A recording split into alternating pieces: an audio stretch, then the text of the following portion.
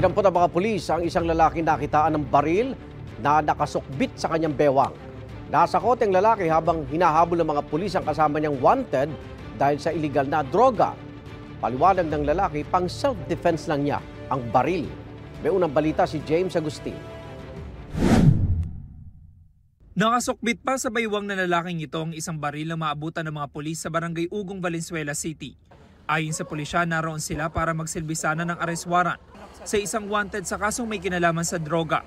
Nung isisilbi na natin ang warrant of arrest, biglang nakatakbo itong ating suspect at nagkaroon ng habulan at naabutan itong isang kasama niya.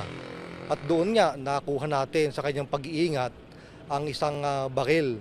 Ang kalibre 38 na baril kargado ng isang bala. Walang maipakitang kaukulang dokumento ang 26 anyo sa sospek. Sabi ng pulisya, hindi lisensyado ang baril. Ipinadala natin sa crime laboratory unit para ma-examine kung ito bang baril na ito ay ginamit sa iba pang krimen. Aminado ang sospek na sa kanyang baril na nabili raw niya sa kakilala sa halagang 3,000 piso. Self-defense ko rin man po yun. Para sa protection ko po eh. Bakit? Kasi po marami na rin po akong nakakaaway na dahil sa drugs po. Sa record ng pulisya, dati nang nakulong ang sospek dahil sa pagsusugat. Taong 2023 naman ang barilin siya ng hindi pa nakilalang salari dahil sa transaksyon kaugnay sa illegal na droga. Based nga sa ating investigation, kabilang siya sa drug watch list ng ating presinto, ng ating kapulisan sa Valenzuela, gayon din sa Barangay Ugong. Maharap ang sospek sa reklamong paglabag sa Comprehensive Firearms and Ammunition Regulation Act.